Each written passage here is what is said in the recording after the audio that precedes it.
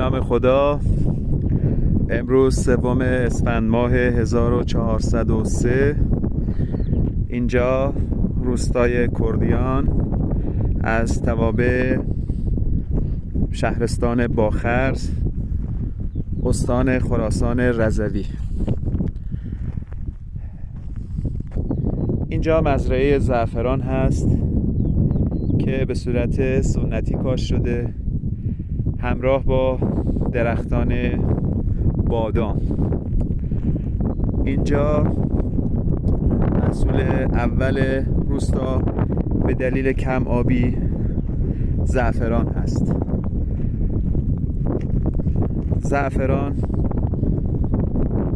همینطور که میدونید در واقع گرانترین و ارزنده ترین ادویه جهان هست و به نام طلای سرخ معروفه.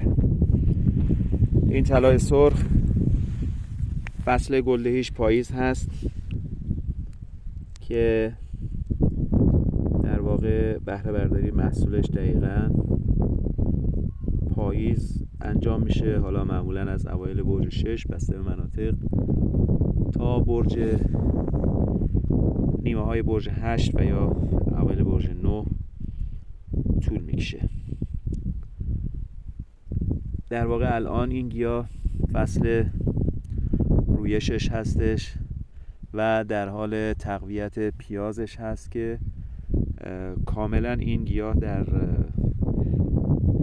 اواسط بهار یا اواخر بهار کاملا دیگه این برگای سبزش خشک میشن و در واقع گیاه در فصل تابستون کاملا غیر فعال هست و تا اوایل پاییز که